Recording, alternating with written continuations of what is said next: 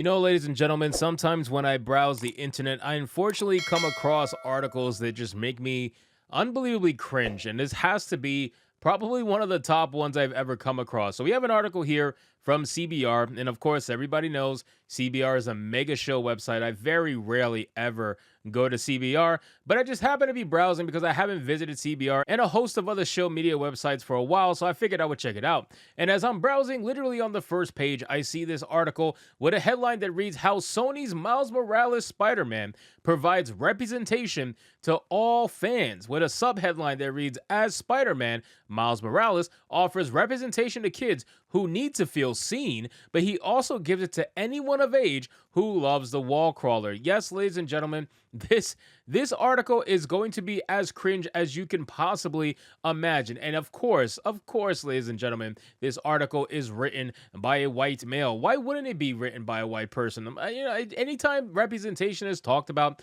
anytime it's about how important representation is, diversity, equity, and inclusion, it just always happens to be someone who is not considered diverse in their own eyes. It's just very interesting to me. So let's get into this article from CBR. But of course, before we do, if you are new here, just consider hitting that subscribe button. I would greatly appreciate it. Like the video to push this out into the YouTube algorithm, and consider subscribing to my manga channel. The links are in the description box below. I will love to see you there. Now, we have subpoints here.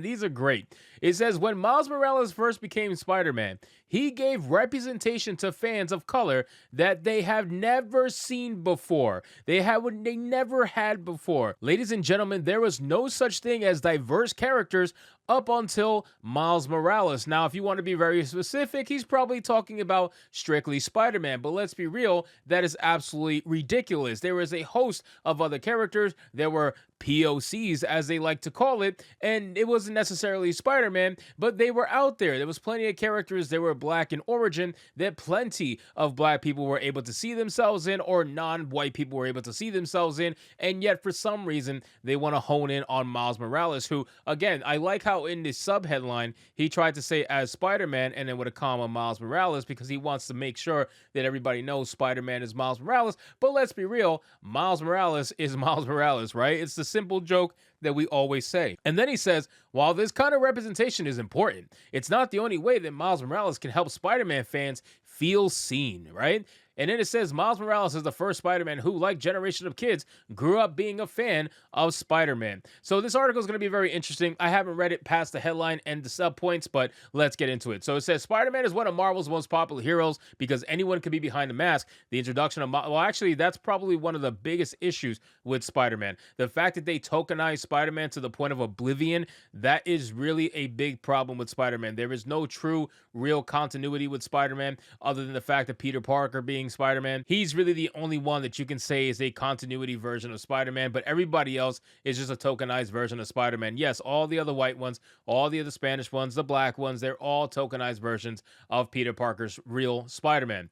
It says, from the comics in 2011 to Sony's animated films throughout the early 2020s, proved at the point that by making him the first black character to assume the Spider-Man mantle, while this was a big step forward for comic fans of color, comic fans of color. My God. Can you imagine being called that? Can you imagine if you walked into a comic book shop and somebody said, hey, man, so you're a comic book fan of color? I'd be like, what the fuck? What are you talking about? I'm just a comic book fan. Why do you got to call them comic book fans of color? That is fucking cringe, man. It says Miles Morales actually offers representation to every Spider fan regardless of demographic. Representation in comics, films, and television series is important for everyone, and it's not just limited to just racial or ethnic heritage. Still, for black and Latino, oh my God, this fucking guy uses Latino. Go fuck yourself, Joshua. Who are you? Joshua M. Patton, go fuck yourself if you use words like Latine. I guarantee you 6 months ago, you were using words like Latinx because that was the thing that your side was trying to push on Hispanics, and now you're trying to push Latine on it. You make it sound like a fucking Pokemon. Go fuck yourself, man. Use the proper term. Latino viewers, Miles Morales is a character who reflects their cultural identity. No, it's not. No, it's not, because the Miles Morales, anytime there is a character that is even 1% black, even if they're 99% Hispanic or Latino, it doesn't matter. That character, according to your side and the people who like to make articles like this, it automatically becomes a black character. Doesn't matter. Afro, Latino, none of that shit really exists. You guys focus on the blackness because that is what gets you your clicks. It says it could be anyone behind the mask. However, unlike Peter, Miles also grew up as a fan of Spider-Man and superheroes. Sure, for him, these are real people in his world, but Miles is every kid who daydream about what they would do if they could stick to the walls and swing across the skyline from the webs. Miles Morales was created by Brian Michael Bendis and Sarah Pichelli for the previous Ultimate Universe line of Marvel Comics. This was an alternate reality to the main Marvel continuity, and as sales on the imprint lagged, the storytellers did what they have done before, and since they killed the most popular character. Unlike Superman or other marquee comic names, this version of Peter Parker stayed dead. Thus, 13-year-old Miles Morales, who happened to be bitten by a souped-up spider, took on the mantle because he was inspired by the ultimate Peter Parker's selflessness and heroism. Of course, even before his debut, there was racist backlash. Yes, racist backlash, ladies and gentlemen. That's what they want to downplay it to, because it can't be anything else. It has to be racist backlash. And it's always from someone who's right-wing. There could be nobody else that has a problem with this because everybody on the left is a hive mind. At least that's what they want to believe. They tell themselves that. They want to tell themselves that everybody on their side is perfectly fine with this tokenization nonsense. Everybody's fine with it. But no, that's not the case. And they want to make everything to seem one-sided and make it seem like a right-wing ideology thing when it's not. Some people are just completely over and just done with the whole tokenization thing. They don't really care about having a tokenized Spider-Man because there's a million of them now. Sure, this might have been stunning and brave when this first came out, but that's not quite the case anymore. Now this character is simply what it is, Miles Morales. That is what this character is. Arun Singh, formerly of Marvel Comics PR and early CBR, shared a story on Twitter how it affected him. After initial interest from the press, Singh started getting so many calls that his voicemail was filling up each hour. Along with racist comments, Singh wrote that he received threats to his life. Singh didn't create the character, nor did he write or draw the stories. He was just a messenger from Marvel Comics about this new diverse Spider-Man who will exist alongside Peter Parker on comic book shelves and later in television series like The Spectacular Spider-Man. Still, by the time Spider-Man Into the Spider-Verse debuted in theaters, a generation of kids had grown up with the character. You know, I like how these people love to say receive threats to life, right? Racist comments and everything.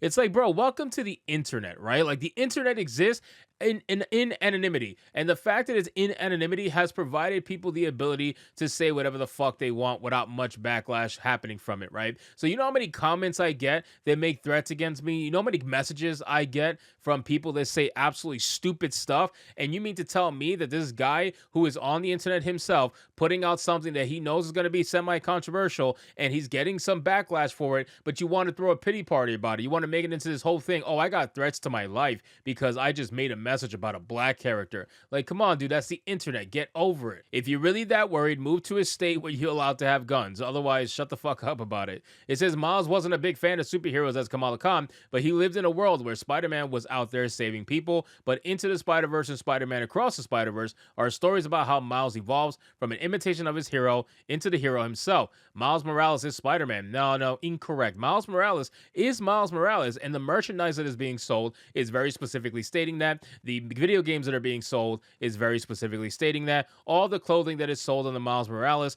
just says the name Miles Morales. It doesn't say Spider-Man on it. And if it does, it has the Miles Morales prefix on it. The only one that says Spider-Man with no name attached to it is Peter Parker Spider-Man, because he is the actual Spider-Man. These idiots don't understand the difference between there being a version of Spider-Man and being the Spider-Man. English is very hard for them to understand. The Spider-Man is Peter Parker. A version of Spider-Man is Miles Morales, but ultimately the actual Spider-Man, the Spider-Man himself, is always and will always be Peter Parker. It says he just adopted that identity to honor the hero who gave his life to save his city. The cultural representation the character provides is incredibly important, but it's not just limited to that. He's a Spider-Man who grew up knowing the great responsibility that comes with great power, blah, blah, blah, blah, blah. So, ladies and gentlemen, this is a prime example. I really don't know what else to say other than it's a prime example of some white dude on the internet writing a story about how black people are his just amazing, like, grace. Like, I really don't know how else to say other than that.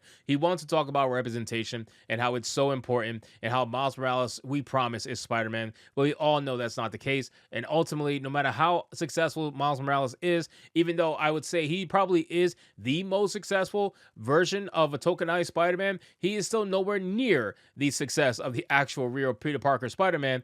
And I don't think he ever will be, no matter how hard you try to push it. Actually, he seems to be going down in popularity slightly lately. And that's because he's being kind of force-fed, especially in the latest game that came out. So ultimately, we're going to find out what happens with Miles Morales as time goes on. But at the end of the day, Miles Morales will be Miles Morales. So anyway, guys, thank you so much for watching this video. I hope you did enjoy it. And if you did, consider leaving me a subscribe. I would greatly appreciate it. Don't forget to like the video, comment, let me know what you thought, and I'll see you guys on the next one. Hypnotic out.